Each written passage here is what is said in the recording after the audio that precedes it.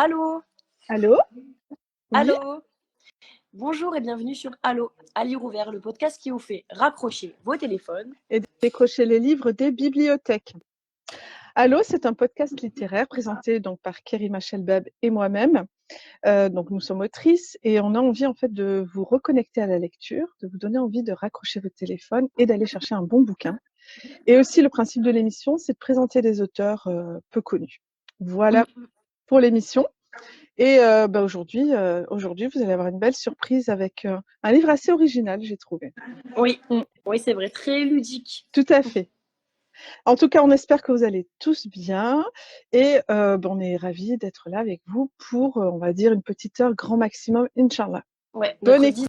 19e émission déjà. 19e, exactement. Alors aujourd'hui, moi, je voulais parler d'une chose assez importante, spécifiquement dans la religion musulmane, mais aussi de façon générale. Mhm. Ce sont les assises. Donc les assises, dans la religion musulmane, c'est le fait de se réunir pour faire du dhikr, pour parler d'Allah, pour se réunir entre frères et sœurs, pour nourrir cette sorba, cette sororité, cette fraternité. Ou alors ça peut être aussi sous l'angle d'un cours, donc pour faire un cours, pour parler d'un thème X ou Y.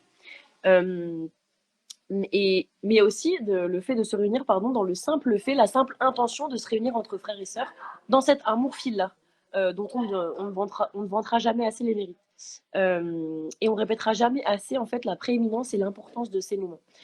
Parce qu'avant toute chose, je voulais rappeler quelque chose qui est, je pense, plus qu'important dans ces temps de troubles avec tout ce qui se passe en ce moment, c'est que le musulman, c'est pas un élément individuel et isolé. C'est-à-dire que qu'il le veuille ou non, il fait partie d'une communauté que nous, on appelle dans la Petite religion musulmane la Ummah, coupure. mais il fait partie d'une communauté, d'un groupe beaucoup plus large. Ouais. Et par là même, qu'il le veuille ou non, encore une fois, inconsciemment, il participe à cet effort de da'wah, c'est-à-dire cet effort de présentation de sa religion au monde, qu'il le veuille ou non. Rien qu'avec, par exemple, son habit, sa façon de... Voilà, il fait cet effort-là. Et en ce sens, il doit faire corps avec le groupe et il ne peut pas prétendre s'isoler en permanence en faisant bande à part. Bien sûr, les bienfaits du retranchement méditatif, on sait très bien, hein, par exemple, l'exemple du prophète sallam qui, pendant 40 ans, il me semble, allait dans. Enfin, je ne suis pas sûre, mais en tout cas, avant la révélation, il allait dans la grotte. Pas pendant Pas pendant 40 ans, 40 il n'a ans. pas fait ça depuis son enfance, mais disons Non. qu'il pouvait passer des semaines, voire des mois à méditer dans une grotte, effectivement. Oui, c'est ça. Mm. Et je Et peux faire une parenthèse rapide? Oui. Ça te dérange pas?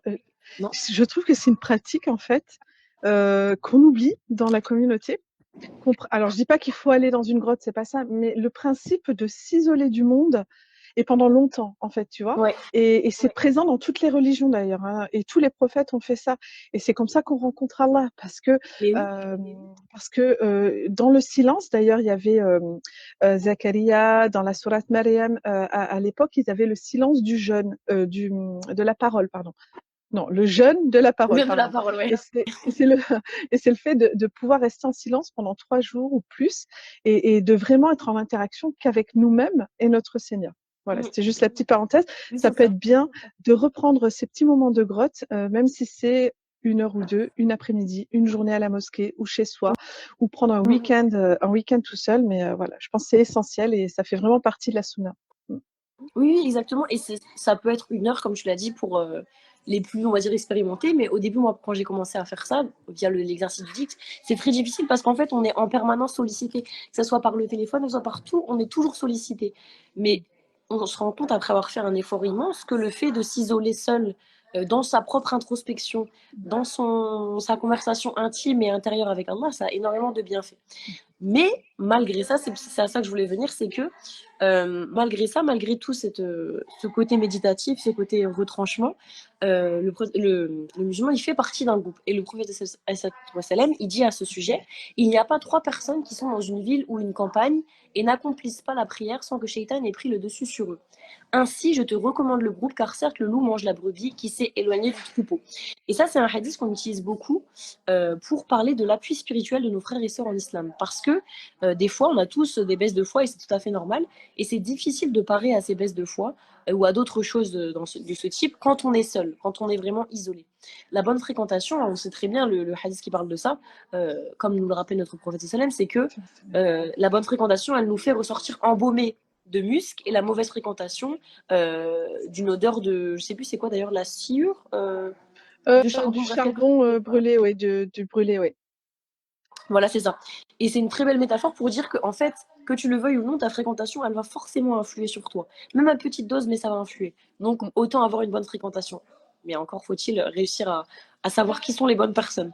Et à ce propos, Allah, il nous informe, pour revenir au sujet des assises, Allah, il nous informe qu'il a créé des anges, Allah, uniquement en recherche de ces majlis, de ces assises de lumière. Et il y a un très long hadith que je vais essayer de citer assez vite, mais qui est vraiment Mhm. magnifique. Je crois que c'est un hadith aussi. Certes, Allah a des anges itinérants de très grand mérite. Ils vivent à la recherche des cercles d'évocation d'Allah. Dès qu'ils trouvent une réunion où l'on l'évoque, ils s'y assoient. Ils se couvrent les uns les autres de leurs ailes jusqu'à remplir l'espace entre eux et le ciel inférieur. Une fois que le cercle se disperse, ces anges remontent au ciel. Allah leur demande, même s'il le sait bien sûr, mais c'est pour nous apprendre à nous, d'où venez-vous? Ils répondent de la terre où se trouvent quelques-uns des honorables serviteurs qui proclament ta gloire, ta grandeur, ton unicité et ta louange, et qui t'adressent leurs demandes. Et que me demandent-ils? Ils répondent, ils te demandent ton paradis. Ont-ils déjà vu mon paradis? Non, ô notre Seigneur, ils demandent. Quand serait-il donc s'ils avaient vu mon paradis? Ils disent, et ils se mettent sous ta protection. Comme contre quoi? Contre ton enfer, ô notre Seigneur. Ont-ils déjà vu mon enfer? Non. Que feraient-ils alors s'ils avaient vu mon enfer? Et il te demande de les pardonner. Il dit alors, je leur ai effectivement pardonné, c'est là que c'est intéressant, mais c'est là que ça me concerne. Je leur ai donné ce qu'ils demandent et je les ai protégés contre ceux qu'ils craignent. Et là, les anges, ils disent, même ceux qui sont venus comme ça, genre ils sont venus au majlis de Dik pour manger, parce que la sœur, elle fait bien à manger ou parce qu'ils avaient Mhm. rien à faire. Et il leur dit, je l'ai également absous, celui-ci qui est venu dans une autre intention, car Mhm. ce sont les membres d'une assise, donc quiconque s'assoit avec eux ne saurait être malheureux. Subhanallah. Et là, ce qu'on se dit, c'est que, voyons la miséricorde, en fait, la rahma divine. Même celui qui vient uniquement pour un but de son estomac, pour un but de je m'ennuie, j'ai passé le temps, eh bien, il bénéficie lui aussi de la rahma qui se pose sur les anges, qui se pose sur le groupe, pardon, que les anges Mhm. posent sur le groupe. Subhanallah. Et c'est une chose que j'ai expérimentée, je pense que toi aussi, Anna. À chaque Mhm. fois que j'ai été dans un majlis, très très souvent, on ressort vraiment apaisé et on sent vraiment cette sakina qui descend. On ressort vraiment apaisé, que ce soit physique ou mental, il y a vraiment quelque chose qui, notre état, c'est beaucoup apaisé, subhanallah. Et juste pour finir sur l'importance des assises du groupe, il ne faut pas tomber dans un piège dans lequel je suis déjà tombée aussi, hein, qui est un peu le piège de l'orgueil en disant moi j'ai besoin de personne, j'apprends ma religion tout seul, j'ai pas besoin. C'est faux. Déjà c'est faux parce que on est une communauté, on doit absolument faire communauté.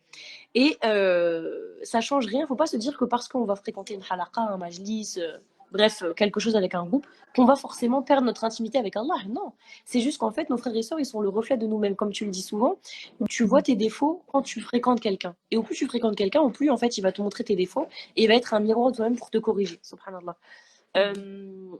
Et pour finir, je dirais même qu'en plus de frères et sœurs, on doit même se rapprocher, si c'est possible, de personnes pieuses, des oulémas, des chirs, que ce soit des professeurs femmes ou hommes.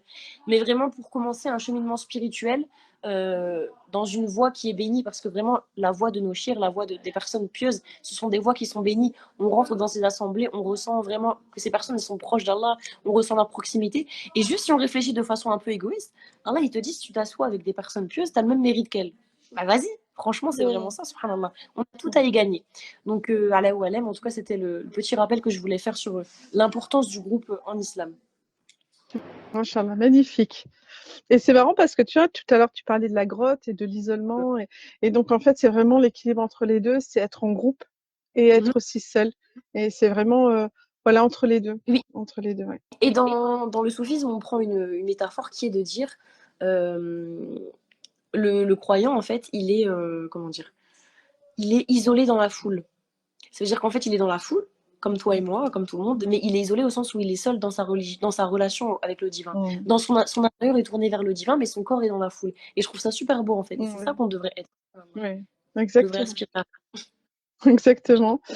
Moi, je voulais parler par rapport au livre dont on va vous parler tout à l'heure, L'épreuve de Selma. Ça m'a fait penser à quel thème? Parce qu'en général, j'aime bien prendre le thème principal du livre. C'est le thème de la résilience. Donc, je voulais vous parler de la résilience vue par Boris Cyrulnik, qui est un grand psychiatre ou pédopsychiatre, je pense pas, mais en tout cas psychologue. Enfin, c'est un spécialiste francophone de la résilience.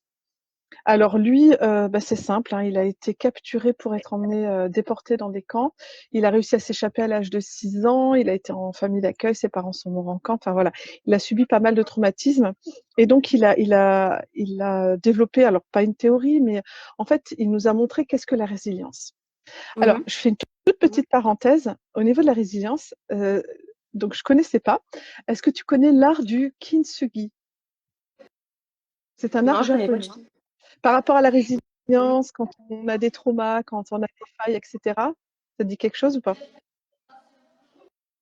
Pas vraiment, non. Non? Et ben, en fait, l'art du kintsugi, en fait, c'est l'art, traditionnel japonais, qui consiste à réparer un objet cassé en soulignant les cicatrices avec de l'or au lieu de les cacher.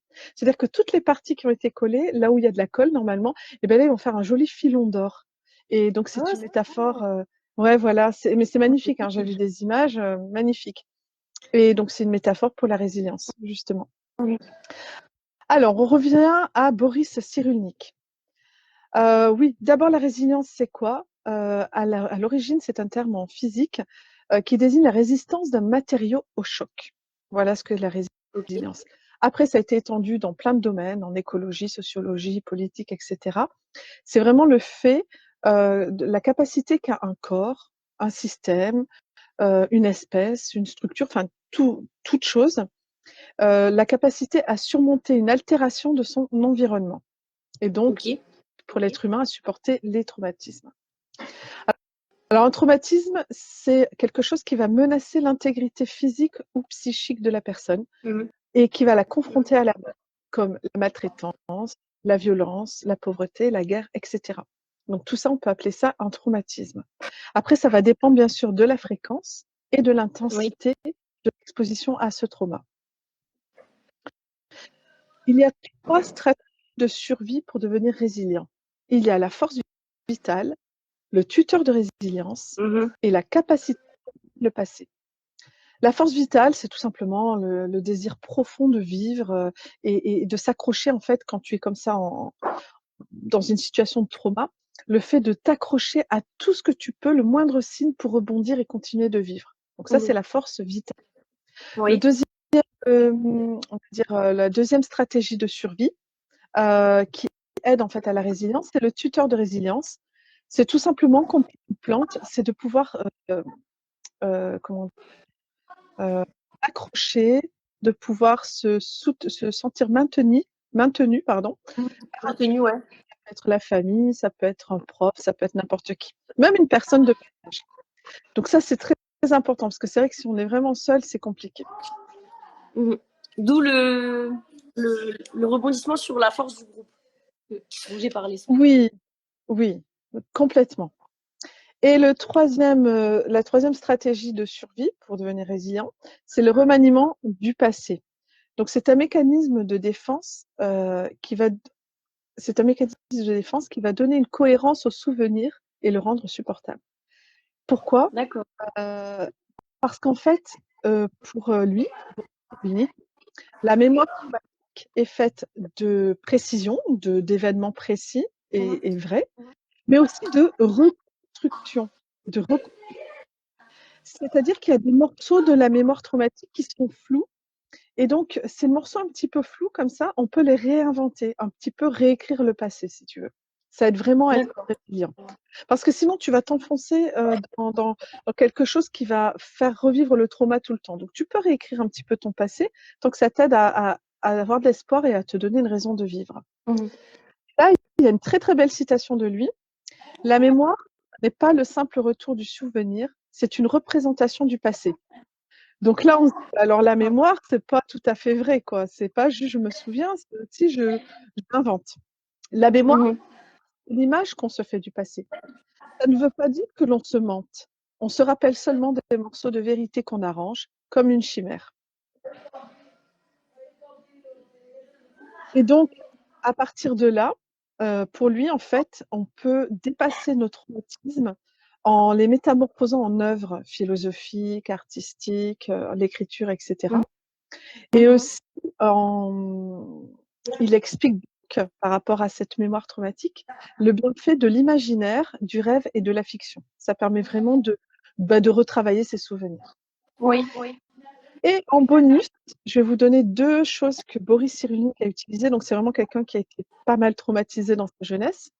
Des Et éléments qui l'ont aidé, voilà, à avoir cette résilience. Mhm. Il y a l'humour et la dérision, parce que pour lui, je le cite, l'humour est un vecteur de résilience, car par nature, il est bienveillant et créateur de liens. Il est un renforçateur social et il permet de mettre de la distance avec l'événement. Et le dernier point, c'est l'insoumission. C'est ce qui l'a aidé vraiment à, comment dire, à désobéir aux adultes et à s'enfuir à l'âge de 6 ans. Ah ouais, subhanallah. Ah, oui, oui, oui, oui, oui. Et donc, c'est cette force de désobéir. Donc, je le cite encore, Boris Cyrulnik. Je savais déjà qu'on ne doit pas se soumettre à toutes les lois, même si elles viennent des adultes. Je savais qu'écouter les adultes, c'était mourir. Pour moi, être rebelle ne veut pas dire s'opposer à tout, mais c'est se déterminer par rapport à soi. Et c'est ce qu'il a aidé en France. Voilà pour la résilience. Donc, c'est vraiment un petit résumé très rapide. Et je pense qu'en ces temps de crise, comme tu disais tout à l'heure, et c'est par rapport au génocide auquel on assiste impuissant à Gaza, je pense que la résilience, on peut leur demander par là, en fait, de donner à ce peuple toute la résilience nécessaire pour vivre à tous ces traumatismes et d'en faire des hommes et des femmes beaucoup plus forts derrière qui auront su sublimer ces traumatismes et ainsi que dans tout endroit de la terre, pour tous les opprimés, toutes les personnes qui subissent des traumas, on demande à Allah qu'il leur donne cette résilience. Mais c'est vrai que souvent, on ressort, c'est quelque chose qui blesse, mais c'est aussi une force au final de savoir rebondir après des traumatismes. En fait, la résilience, c'est vu souvent comme quelque chose de triste, mais au final, c'est une force quelque part. Enfin, c'est une énorme force en fait. Oui. Oui. Nietzsche disait le fait de reconstruire sur le chaos. Il parlait beaucoup de ça dans son écriture. C'est ça en fait. C'est le fait d'à partir des cendres et de toutes ces ruines, reconstruire en acceptant et en dépassant. Et évidemment, ça demande beaucoup de force mentale. Eh ben, comme l'art japonais, alors tu vois, parce que c'est détruit, le vase en porcelaine, il est détruit, mais en fait, on va le reconstruire, pas seulement le reconstruire pour qu'il tienne comme avant, mais en le transformant, puisqu'avec ces fils d'or un petit peu partout, ces coutures d'or, eh ben, en fait, ça lui donne une nouvelle personnalité, on va dire. Et c'est un peu ça la résilience. Et ça montre bien que nos failles, on peut en faire quelque chose de beau si on sait les magnifier, machallah. Oui, tout à fait. Alors, à présent, nous avons le plaisir de recevoir, donc la première partie de l'émission est terminée avec nos présentations. Et là, c'est la deuxième partie. Donc, on va recevoir notre auteur qui s'appelle Salma Tambadou pour parler de son ouvrage L'épreuve de Salma. Donc, je vais te laisser l'inviter sur le live. Et est-ce qu'on peut la présenter un petit peu avant? Ah oui, bien sûr, avant qu'elle monte, on va la présenter. Oui. Alors, donc Salma Tambadou est écrivaine et thérapeute, auteure du livre L'épreuve de Salma. Après ses études en marketing et management, son parcours de vie l'amène à étudier la langue arabe et à obtenir une licence en littérature et civilisation arabe à l'IESH de Paris. Son parcours de vie lui a offert l'occasion de forger son état d'esprit et de porter un autre regard sur les défis du quotidien. En effet, ces épreuves ont donné naissance à un ancrage spirituel qui lui vaut d'être en paix désormais et résiliente. Elle aspire désormais à transmettre les clés de ce trésor inestimable que lui a offert le destin. Et donc, on va aller rencontrer ce trésor inestimable. Qui est juste là. Elle est là. Alaykoum salam. Je vous ai écouté attentivement et machallah merci pour cette belle introduction. J'aimerais rebondir sur ce que tu avais dit, Maria, concernant les 3 points de la résilience. Et moi, je me suis reconnue dans le troisième, dans le fait de remanier le passé, du passé. Et c'est tout à fait dans cette démarche que d'ailleurs j'ai écrit mon récit, parce que si tu veux, c'est à partir de mon passé que j'ai compris comment je suis devenue celle que je suis aujourd'hui, comment je suis devenue résiliente. Et c'est ce qui m'a amené d'ailleurs à écrire mon livre.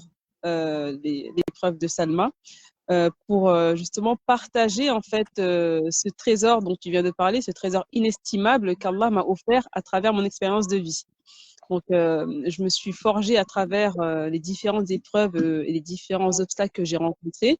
Et comme tu as dit aussi, Kerima, pardon, en fait, ces fissures que l'on rencontre, finalement, c'est pas une faiblesse, mais c'est une force, en fait, qu'on acquiert au fur et à mesure, au fil de notre vie, finalement. Et donc, voilà, c'est tout ce que je raconte dans mon livre pour offrir aux sœurs, en fait, un autre aperçu de leur chemin de vie, un autre aperçu des défis du quotidien et un autre aperçu des bienfaits qu'Allah leur offre dans leur vie. Donc, pour rebondir sur ce que vous avez dit, maintenant, pour me présenter, bah, moi, c'est Salma, comme elle a introduit Anna Francesca. Je suis auteure du livre L'épreuve de Salma. Je suis aussi thérapeute depuis peu de temps. Pourquoi je suis devenue thérapeute? C'est toujours dans la continuité de mon livre que je partage. C'est vraiment pour accompagner les sœurs aujourd'hui qui ont du mal à voir la vie sous l'angle de l'espoir et qui broient du noir quotidiennement pour les aider à se relever et s'élever avant tout spirituellement. Pourquoi je dis spirituellement? Parce que c'est comme le corps humain, sans oxygène, il marche pas. Et nous, intérieurement, si on n'a pas cette spiritualité, on ne peut pas s'épanouir dans la vie au quotidien. Donc voilà, c'est dans ce but-là que je m'appuie sur mon expérience, mes compétences et aussi mes connaissances. Je me suis formée dans le domaine de la thérapie et donc j'accompagne les sœurs aujourd'hui, alhamdulillah. Voilà, je crois que j'ai fait le tour. Maintenant, si vous avez des questions. Bah oui, si on rebondit sur la thérapie, donc tu es dans quel endroit, si on peut faire un petit peu de pub par rapport à ton travail, où est-ce que tu exerces? Est-ce que tu exerces en ligne? Et puis voilà. Est-ce que tu as une spécialité aussi? J'exerce en ligne et je propose en présentiel des ateliers sur des thèmes spécifiques, c'est-à-dire que je choisis un thème parfois lié à la spiritualité ou un sujet spécifique à la femme et on essaye de prendre le temps en fait de partager, d'échanger sur les expériences et les acquis de chacune pour vraiment s'enrichir et on appuie tout cela avec la spiritualité aussi. Ok. En tout cas, on mettra sous la vidéo ensuite le lien vers ton Instagram et comme ça, les personnes qui sont intéressées par tes projets pourront te contacter directement, Inch'Allah. Inch'Allah. Et par rapport à ton métier de thérapeute, du coup, est-ce que le fait que tu écris ce livre, tu l'as écrit avant ou après? Et comment ça se fait que tu l'as écrit? Est-ce que tu l'as écrit par rapport à cet événement? Ou alors tu as toujours aimé écrire? Voilà, comment tu décrirais ton parcours d'écrivaine, d'autrice? Alors, comment je décrirais mon parcours d'écrivaine? Je suis devenue, on va dire, écrivaine, on va dire, malgré moi. À la base, initialement, c'était vraiment des écritures spontanées.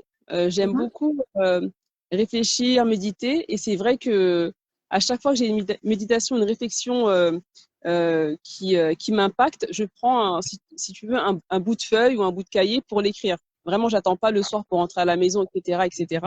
Donc, tu veux, c'est ces petits morceaux finalement que j'ai recollés et qui ont formé un ensemble d'écrits. Et maintenant, qu'est-ce qui m'a poussée à écrire ce livre duquel on parle aujourd'hui? C'est par rapport à mon expérience de vie. Au-delà de mes épreuves, en fait, j'ai été amenée à rencontrer un bon nombre de personnes avec qui j'échangeais et les retours que j'avais, ça peut être des personnes que je connais ou des personnes que je rencontre spontanément, par exemple lors d'un voyage ou d'un événement. Et lors de nos échanges, les retours que j'avais, c'était par exemple ah, tu as trouvé les bons mots. On dirait que tu as compris ma problématique, ou alors on dirait que tu as lu finalement ce que j'avais dans le cœur. Et franchement, tes mots m'apaisent. Ou alors des retours tels que, tu sais, il y a un an, on a discuté et les conseils et les paroles que tu m'as dites, elles ont changé complètement ma vision des choses et je les applique encore aujourd'hui. Donc finalement, j'ai pris du recul et je me suis dit, mais comment est-ce que j'ai acquis cette sagesse dont on parle? Comment est-ce que j'ai pu aider ces sœurs spontanément? Et voilà, en replongeant dans mon passé, dans mon chemin de vie, j'ai compris que finalement, c'est au fur et à mesure que j'avançais dans ma vie que j'ai acquis cet état d'esprit. Et voilà, j'ai voulu aller au-delà de tout ça, le partager dans un premier temps par mon livre. Et avec les retours que j'ai eus, je me suis dit, je peux encore donner plus et accompagner au-delà de mon récit. D'accord. Donc voilà. Et comme c'est le tome 1, est-ce que tu comptes écrire un tome 2? Oui, bien sûr. J'ai écrit le tome 1 dans le but de poursuivre en fait cette écriture. Et d'ailleurs, je l'ai commencé, il n'est pas encore fini, mais j'ai pour but de sortir un thème 2, Inch'Allah. Voilà, je n'en dis pas plus. Donc c'est un livre un peu thérapeutique en fait, si on comprend bien. C'est ça, exactement. Bah, le but, c'est vraiment que les lecteurs aient une lecture active, c'est-à-dire qu'à partir de mon récit, qu'elles fassent leur propre introspection et qu'elles puissent voir à travers les exercices que je leur propose où elles en sont elles-mêmes par rapport à leur récit, leur parcours de vie et comment elles peuvent apporter une touche spirituelle à ce qu'elles traversent et pour voir la vie sous un autre angle. Voilà. Donner un autre regard, exactement. Et dis-moi, comment tu es passée à l'édition? Comment tu t'es fait éditer? Alors, je me suis auto-éditée. Donc, dans un premier temps, j'ai fait relire mes écrits. Par la suite, j'ai contacté une professionnelle en correction. Elle m'a corrigée. Et ensuite, on m'a conseillé un éditeur. Et du coup, je lui ai envoyé mes écrits. Avant cela, je les ai mis sous forme, le design, etc. Et je les ai fait imprimer, je les ai commercialisés dans un premier temps par mes propres soins. Et ensuite, depuis peu, mon livre est disponible sur Amazon. D'accord. Donc, c'est une maison d'édition. Pas là pour c'est pas sur Amazon que tu l'as publié. Tu as vu un éditeur, c'est ça? C'est un éditeur une petite maison d'édition. Non, je me suis auto-éditée. Donc, c'est Donc sur moi-même qui Amazon. sur Amazon, oui, c'est ça. Sur Amazon, mais avant Amazon, j'ai fait une édition par mes soins. C'est-à-dire que j'ai contacté l'imprimeur, j'ai vu tout ce qu'il fallait avec lui au niveau du design, etc. Et je les ai commercialisés dans un premier temps par mes propres soins et depuis peu sur Amazon. D'accord. Donc, si on veut retrouver ton livre, on va sur Amazon, c'est ça? Exactement. Il n'y a pas d'autre point de vente, le site de l'éditeur ou bien quand on vient te voir en présentiel lors de tes ateliers, je suppose que tu fais des ventes de livres. Ok. Lors de mes ateliers ou sur Amazon directement. D'accord, très bien. Écoute, je pense que par rapport à l'inspiration, tu as répondu. Tu nous as dit que l'inspiration, en fait, c'était de l'inspiration quotidienne au fur et à mesure, que tu comptais écrire derrière, que en fait, finalement, c'est pas un rêve d'enfant, c'est plutôt une nécessité d'adulte, plus qu'un rêve d'enfant. C'est ça. Comme je l'ai dit tout à l'heure, j'avais vraiment ce besoin de partager ce trésor inestimable qui est cette sakina dont vous avez parlé tout à l'heure et cette paix intérieure qui ont donné naissance à cette résilience que j'ai aujourd'hui avec laquelle je réussis, alhamdulillah, à traverser la vie avec tous les défis qu'elle comporte. Alhamdulillah. Et est-ce que tu es inspiré un petit peu par certains auteurs ou certains livres? Est-ce que dans tes lectures, il y a des choses un peu qui font écho par rapport à ton écriture aussi? Oui, alors les auteurs qui m'ont inspirée, c'est Miracle Fajr. Elle partage en fait comment un événement soudain, une terrible épreuve a changé le courant de sa vie en fait. Et tu la connais? Oui, mais elle est très connue, oui, je pense. elle est très connue.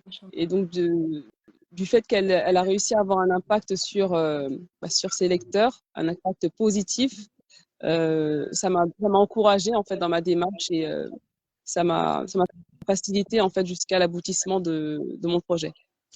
Mais dis-moi, je t'ai même pas demandé quand est-ce qu'il a été, quand est-ce que il a été publié ton livre? Alors il a été publié en décembre 2022. D'accord, donc une petite année, ouais. C'est ça. Et pourquoi le titre, on a compris, c'était un jeu de mots, l'épreuve de Salma. Mais comment ça t'a pris, ce jeu de mots, ce titre? J'écrivais plusieurs titres. Oui. Et pour moi, celui que j'ai mis en avant, l'épreuve de Salma. Pourquoi l'épreuve? C'est parce que, comme je le dis dans mon livre, chaque étape que j'ai traversée, après, je parle d'épreuve, mais il n'y a pas que que du. Donc, quand on parle d'épreuve, il y a le bon côté et le mauvais côté. Donc, dans le bon côté comme dans le mauvais côté, entre guillemets, bien sûr, Allah, il m'a toujours montré sa présence. Il m'a toujours montré qu'à travers la confiance que je lui vouais avec sincérité, il me répondait. Et à travers ces épreuves ont été une preuve que si je m'accroche et que si j'y crois et que si je m'attache à Allah jusqu'au bout, cela m'élèvera en degrés. Pourquoi je dis ça? C'est parce qu'à chaque fois que je traversais une épreuve, quel que soit son poids et sa lourdeur, bien au contraire, au lieu de m'abattre, cette épreuve m'élevait en fait. Cette épreuve faisait grandir l'amour que j'avais pour Allah dans mon cœur. Et finalement, comme je disais, c'est ce trésor en fait je m'enrichissais à travers ce trésor qui prenait place dans mon cœur. Voilà. Donc c'est toute la différence. Je t'en prie, vas-y. Enfin, du coup, c'est l'épreuve, côté triste, entre parenthèses, l'épreuve, la ibtila, et les côtés aussi positifs, le fait que même si tu travailles sur une ibtila, une épreuve, il y aura l'épreuve de sa réponse PREUVES. C'est ça, exactement. C'est bien trouvé. Et je voulais dire, c'est un peu c'est la différence entre la patience et le contentement. La patience, ça va être de s'abstenir. Alors, on n'est pas content de ce qui se passe. Clairement, on s'abstient après de faire des choses qui déplaisent à Allah. Et c'est ça la patience. Et là, ce que tu décris, à mon avis, c'est plutôt le contentement. C'est la phase au-dessus. C'est-à-dire, c'est pas seulement tu t'empêches, ça t'est désagréable, tu es en colère à l'intérieur ou tu comprends pas et tout, et que tu t'empêches de l'exprimer. C'est vraiment, en fait, tu es carrément contente de ce qui t'arrive parce que tu l'acceptes comme étant une preuve qui vient d'Allah, du coup, parce que la preuve, c'est ta preuve de foi, mais c'est aussi la preuve de la présence d'Allah. Et donc, c'est au-delà de la patience, en fait. Et je pense peut-être que c'est ça la résilience aussi, c'est d'être au-delà de la patience. Exactement. Et tu sais, c'est ce que je dis quand je parle un peu de mon livre. Je leur dis, moi, ce que je raconte dans mon livre, ce n'est pas le feedback après l'épreuve, parce qu'on sait que en regardant en arrière, certes, il y a cette phrase, un jour vous comprendrez tout ce que vous avez traversé, un jour vous comprendrez les mieux les plans d'Allah. Mais moi, justement, là où je veux en venir, c'est en amont, en fait. Dès le départ, dès qu'on est frappé par cette épreuve, tout de suite, je dirais entre guillemets, avoir ce sourire, parce qu'en se disant que oui, Allah, il a décrété pour moi cette épreuve, et il y a un bienfait, et il y a une sagesse derrière, et j'ai besoin de cette force, et je vais me tourner vers lui, et il va m'aider. Alhamdulillah. Ça se ressent. Pour en arriver là, c'est pas aussi simple entre parenthèses. C'est quand même un cheminement spirituel pour en arriver là. C'est ça. De sourire directement après. Oui, c'est pour ça que je disais le sourire, dans le sens où se rappeler tout de suite, en fait. Ouais. Être dans cet apaisement. Bien sûr qu'une chose va nous arriver, on va pas forcément avoir le courage de sourire, mais au moins intérieurement avoir cet apaisement, de se rappeler, en fait, de se dire que oui, cette épreuve me vient d'en bas, et derrière, là, pardon, il y a du bruit, et derrière cette épreuve, il y a un bienfait pour moi. Et là, passer à l'étape de la patience, et au-delà de cela, le contentement, comme tu disais, Maria, tout à l'heure. Et finalement, c'est... Attends, je voulais rebondir. Non, j'ai perdu mon mot. Ah, qu'est-ce que tu as dit juste avant? Tant pis. Patience, ça doit pas sortir. Sourire, se rappeler. Je voulais dire, c'est ça l'islam, puisque islam, salama, c'est la paix. Et l'islam, c'est bien sûr être en paix avec les autres, mais c'est être en paix avec notre vie, être en paix avec tout ce qui nous arrive. Et c'est ça la soumission aussi, finalement. C'est de se soumettre à la volonté divine qui est sage, qui est parfaite, qui est omnisciente, etc. Comme tu le rappelles très très bien dans ton livre. Je voulais peut-être le présenter vite fait au niveau de l'intérieur. Ah ben non, je ferai ça. Non, je ferai ça quand je ferai mon commentaire, parce qu'après on va donner notre avis, notre point de vue sur ton livre. Je ferai ça à ce moment-là. Écoute, moi, pour ma part, je n'ai pas d'autres questions. Après, si jamais les personnes présentes ont des questions à poser directement à l'auteur, n'hésitez pas. Et puis après, n'hésitez pas à aller sur Instagram. Hein. Oui, vas-y, je t'en prie. Je veux savoir, après, si c'est indiscret, tu dois répondre. Est-ce que c'est toi sur la couverture? Oui, c'est moi. T'es superbe, machallah. Elle est vraiment belle, la couverture. La femme est très belle. Machallah, je me suis dit, si c'est elle, elle a beaucoup de prestance. Merci beaucoup. Elle est vraiment belle. Elle est vraiment belle, machallah. Machallah. Alors, on voulait lire, en général, ce qu'on fait aussi, c'est qu'on lit un petit passage du livre présenté pour donner un petit peu envie, donner petite envie au lecteur. Ok. Donc, moi, je vais lire page 14. Quand une terre devient aride et ne produit plus, l'instinct de survie vous amène à changer d'horizon afin de maintenir votre souffle de vie.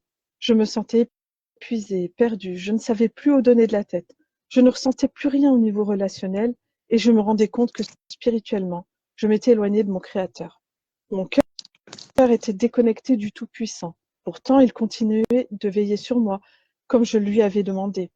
Mais submergée par les faits du quotidien, je m'étais éloignée de lui sans m'en rendre compte. C'est la fin.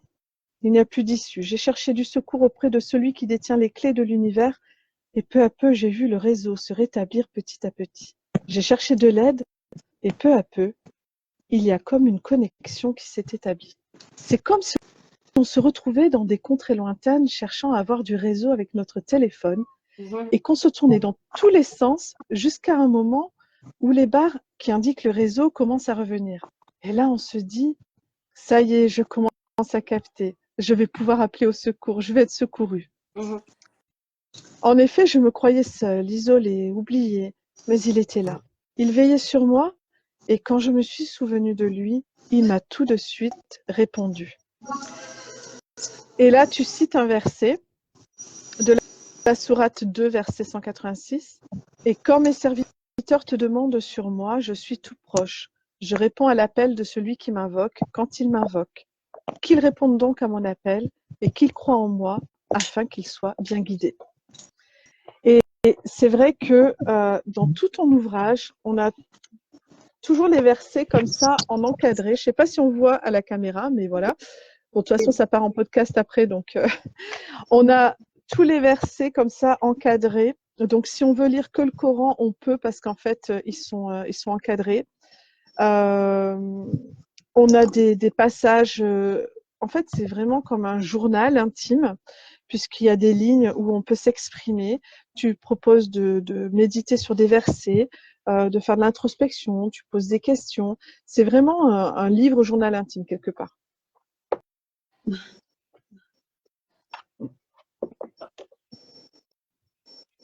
Pour moi, je voulais lire. Je me suis rendu compte que j'avais sélectionné le même passage que toi, mais moi, je voulais juste lire le verset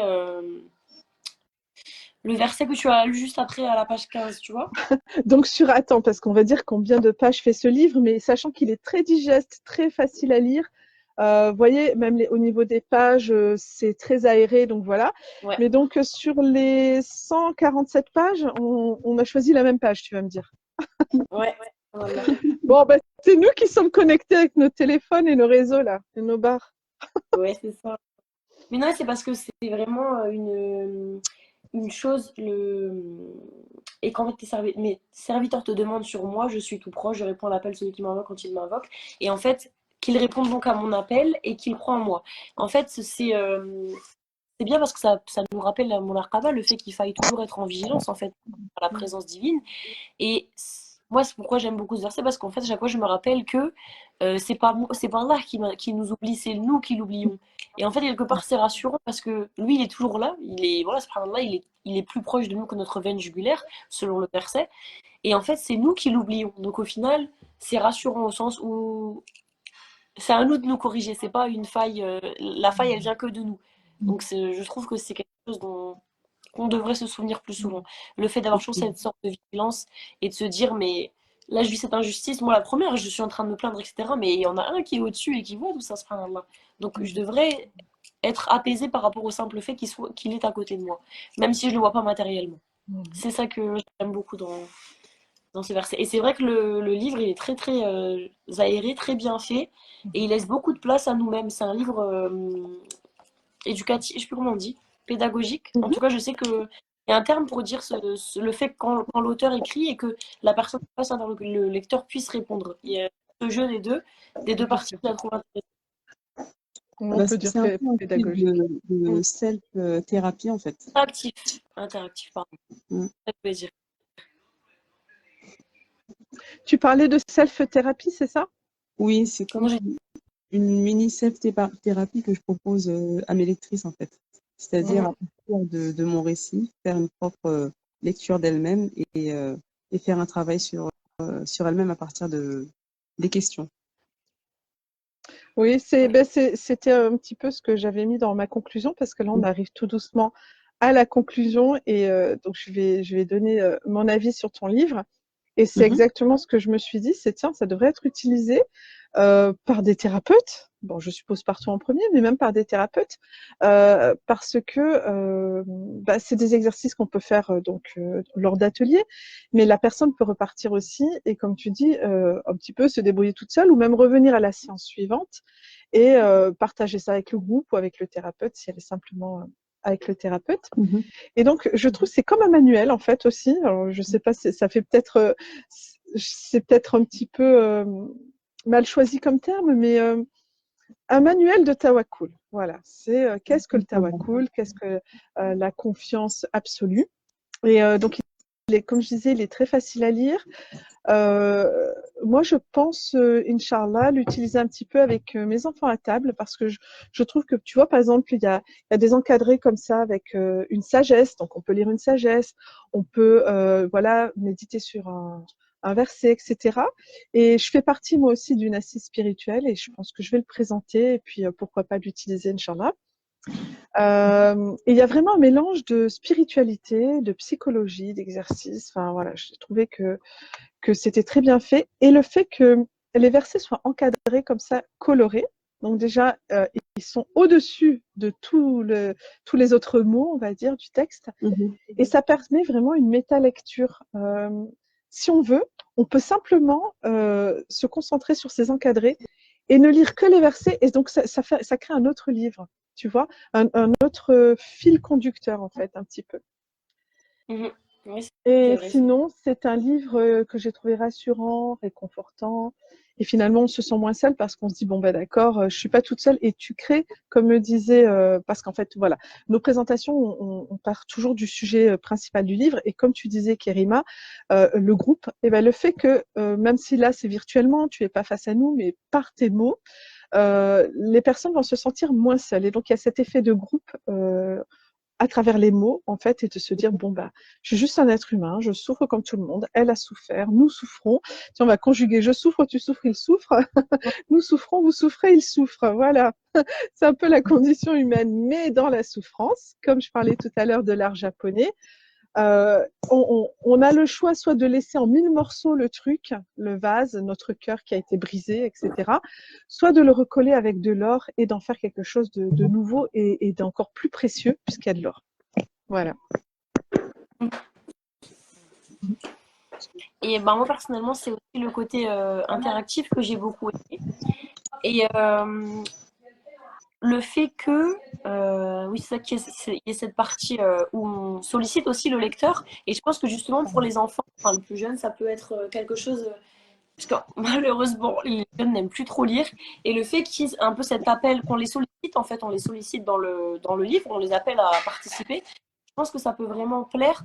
Et moi, ce que j'ai aimé, c'est que même si tu pars d'une épreuve qui est la tienne, tu es très général sur l'épreuve, tu rentres pas trop dans les détails. Et du coup, je me dis, grâce à ça, les gens ils peuvent vraiment s'identifier.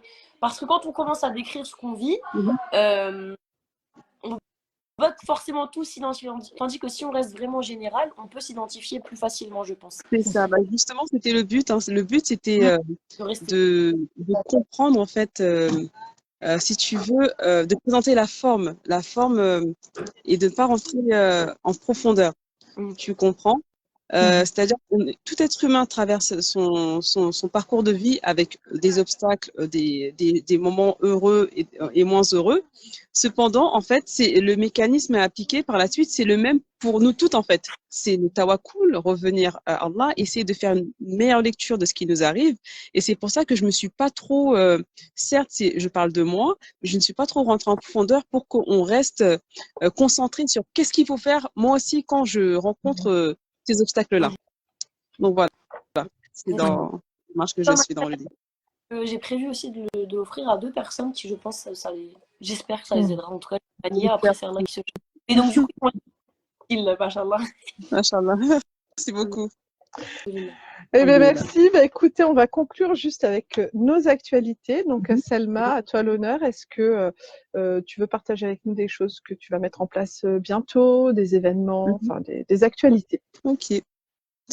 Actuellement, j'ai mis en place le Salon des Excellentes. C'est un salon, c'est pas un salon de vente où il y a plein d'exposantes. Non, c'est un vrai salon où on se retrouve en petits groupes de 10 à 12 femmes pour échanger justement sur un sujet qu'on aura déterminé ensemble et que chacune vienne s'exprimer et partager son expérience. Et le but, c'est que chacune reparte enrichie avec les clés qu'elle aura puisées de l'expérience de l'une et de l'autre, et avec les conseils et les outils thérapeutiques que j'aurai proposés lors de cet atelier-là. Donc, c'est tout récent. Là, on en est au 2e. Et il y a un 3e qui va se tenir justement ce dimanche. Le thème sera le cheminement spirituel. Ok. Voilà. Ok. Ah bah, c'est super.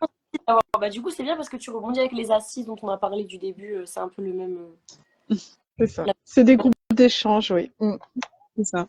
Thérapeutiques et spirituels. Sachant que la spiritualité est thérapeutique, hein, quand on la comprend bien, finalement. Exactement.